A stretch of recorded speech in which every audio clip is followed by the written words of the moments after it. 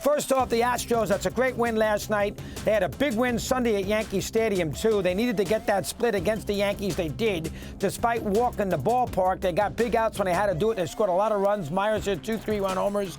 And Houston walked out of New York with a 4-game split. So that was number one. Then they go to Baltimore after visiting the White House and, of course, jokes between older guys and Biden and Baker. They go to Baltimore and they figure out a way to bounce back against the Orioles, and they win the game in the top of the ninth inning on a grand slam by Kyle Tucker, who was a guest last week of Alana on this show when he was at Yankee Stadium. Obviously, a foul tip that was dropped by McCann prior to that home run off Batista over the 371-foot sign out in right field. And this is really, we got to give Batista a pass. I mean, he's been great all year. I'm worried about him. They use him too much. I'd be a little concerned down the road.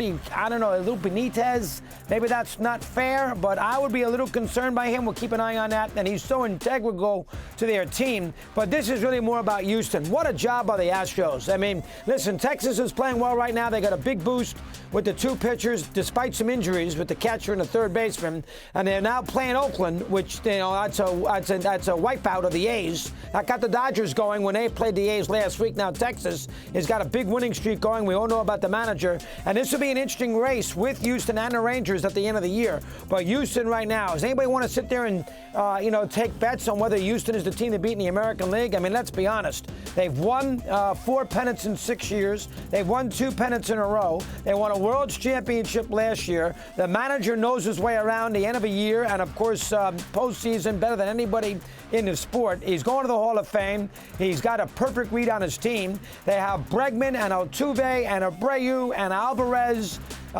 Tucker we just discussed. They got a lot of other guys making contributions. McCormick's had a good year. We just mentioned Myers. Who knows? Maybe they get lucky and get Brantley back. Maldonado knows how to handle the pitching staff.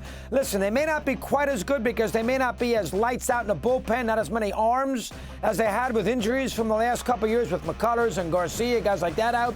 But Verlander's there. Valdez is there. Now, that division's important because if you don't win the division, you're in that wild card round. And if you do win the division, you obviously get a bye into the divisional round, which is what Houston got last year before they played Seattle.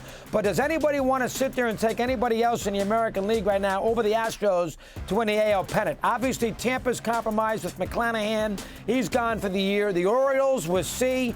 First big experience for them. We'll see how Batista Cano handled it in the 8th and 9th inning, and the manager. He's never managed in big games before. That's not knocking on Brendan Hyde. We love him, but, we got to see how he handles that. I mean, Seattle's dangerous. They got a little postseason experience. They're playing very well right now, so I got to shut up about them because I've been anti-Seattle for a bit here this year, but their starting pitching has been wonderful, so maybe that is something we keep an eye on, but Houston, to me, is the team to beat in the American League. That is number one. Number two, I'm not too sure what to read about this because it wasn't attributed to Steinbrenner. Sources close, which who knows what that might mean. Bob Klapisch did have it, though, today. And I guess, we all know that Brian Cashman, he's going to be safe. He's got a job for life. And we know Cashman's a great GM, but he's been there for 25 years. I mean, when you're there for 25 years, that's a long, for anybody, that's a very long time. I don't care who you are. You're on it for commissioners, for broadcasters, for managers, for players. 25 years is a very long time. He's run that team for that long, quarter of a century, for crying out loud. And it sounds like he's got another 3 or 4 or another quarter of a century still left in him based on Steinbrenner's comments, again, attributed to him. Those sources close. But the issue there that was interesting was Boone, because made it seem like that Boone is not guaranteed to be there next year. Now, again, I think it's going to take an awful lot for the Yankees not to bring Boone back. Number one, they just gave him a contract extension after last year. That's the first thing. Second thing, he and Cashman are joined at the hip. Third thing, they've had a million injuries, so to blame it all on Aaron is not quite fair. Fourthly, the players play hard for him and they love him. So we understand that. I mean, Judge loves him, and of course, Cole loves him. But again, when you have a $300 million payroll and you're 4 or 5 games over 500, and the best you can hope for this year is a 6th seed in the American League, and you've been there since 2018 and have never gone to a Game 7 of an ALCS, much less win a pennant, can't beat the Astros, you lost to them twice.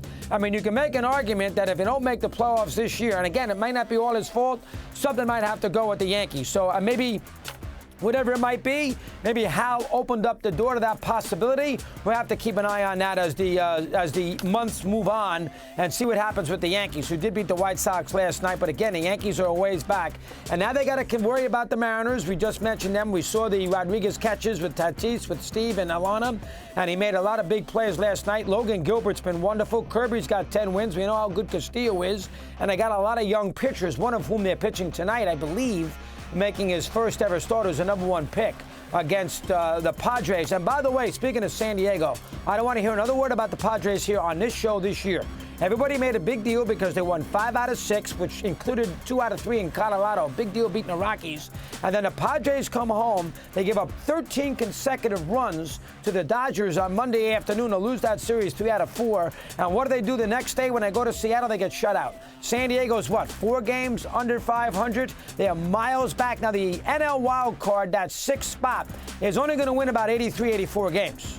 That's a 500 team who's going to be in the playoffs, essentially, in that 6th spot. Look at the 6th spot. Phillies, Braves, Giants, Dodgers, and the NL Central winner. That last spot is going to be Arizona's got a chance. Miami's got a chance. Cincinnati and the Cubs or Milwaukee, whoever doesn't win the division, they have a chance. So people are going to bring in San Diego in that scenario. But they're 4 games under 500. They have not been able to get out of their own way all year long. They've been a complete mess. They can't beat the Dodgers. They're 2-8 against them. Now they go to Seattle. They get shut out there. Padres are taking they take 1 step forward and then 2 steps back. And they've done it essentially since opening day. So I don't want to hear another word about the Padres about making the playoffs. We're getting to mid-August, and they're not even at 500 yet with a $300 million payroll. So enough about the Padres, please. We heard that about the Mets, and we finally got rid of them. And the Padres are the next here. No trades, but enough about San Diego. Obviously, the Reds aren't playing well right now. That was a bad loss last night with the home run by Soler in that top of the 7th inning, losing to Miami. The Red Sox are a mess right now. They're pitching. Now, they got guys coming back. Story played yesterday, finally. But the Red Sox are, they're up and down. They win 5, they lose 5. They win 7 of 9, they lose 8 of 10. I can't take Boston seriously as far as that American League is concerned. Again, right now it's going to come down to Toronto and Seattle and maybe the Yankees for that last spot as far as the postseason is concerned. Busy night in baseball. Houston's still the team to beat as far as the American League is concerned. We keep an eye on them. The Yankee news, if you want to call it that, with Boone and Steinbrenner, and where we stand in the NL as far as that last spot is concerned in the postseason, with the 6th seed maybe being not a ton of wins when we get to October.